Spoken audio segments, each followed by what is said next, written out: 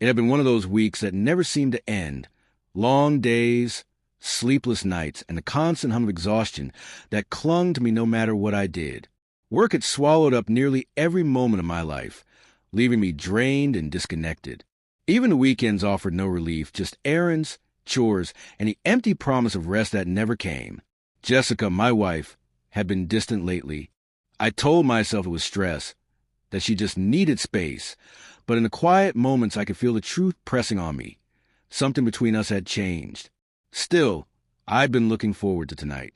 We'd planned a simple evening together, dinner, a glass of wine, maybe a movie to feel like us again. It wasn't much, but it was something. When I got home, tired but hopeful, she met me at the door with a small smile that didn't quite reach her eyes. "Hey, babe," she said softly, her voice flat around the edges. "I'm not really in the mood tonight. Maybe another time." Her words landed heavier than they should have.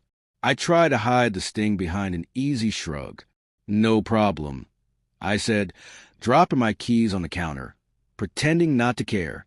"We can just have a quiet night in." She smiled again, faintly, but when she said, "I'll be in the other room," it felt like she was already gone. The house felt emptier than usual. I turned on the TV just for the noise, flipping through channels without really watching.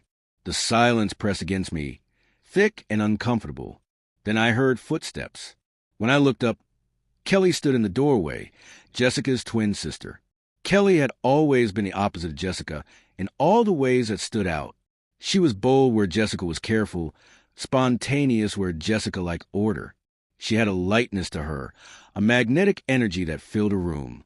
But tonight, something about her felt different. The air seemed to shift as she walked in. "Hey, David," she said, her tone warm but carrying something unspoken beneath it. "Rough day?" I gave a tired laugh. "Something like that. Jessica's not really up for much tonight." "Yeah, I figured." She smiled, though it lingered longer than it should have. "Mind if I hang out for a bit?" I hesitated, then gestured to couch. "Of course." It's been a while since we actually talked. We made small talk for a while. Work, family, the usual filler conversations that mean nothing but keep you from thinking too much. Still, there was something about her presence that unsettled me. She sat a little closer than normal.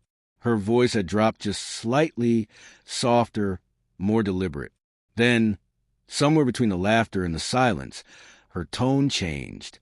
"You know," she said quietly, leaning in, "I always admired what you and Jessica had. The way you loved her, it was real. You could see it." Her words caught me off guard. "Yeah," I said slowly. "I still love her. I just don't know where we are anymore."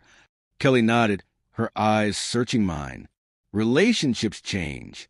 People change." She paused, her gaze steady, almost too steady. "But sometimes the spark just needs a little help, a little attention." Something in her voice made my stomach tighten. The air grew heavy between us.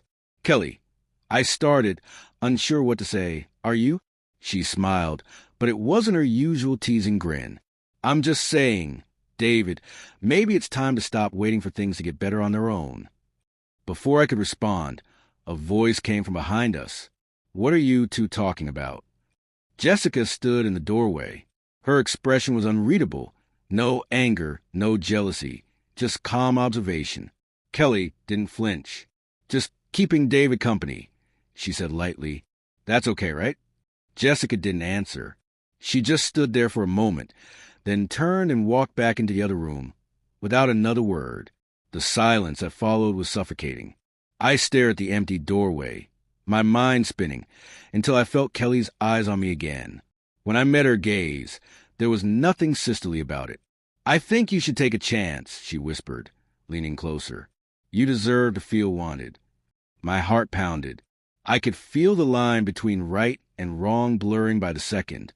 And then, softly, she said it, words that made the room tilt around me. "If Jessica won't give you what you need, maybe I will." The world seemed to close in. Every instinct screamed for me to move, to leave, to stop this before it became something I could never undo. Because deep down I knew whatever happened next could destroy everything. Everything I thought I knew about love, trust, and loyalty hung in the balance, suspended in that single breath between temptation and choice.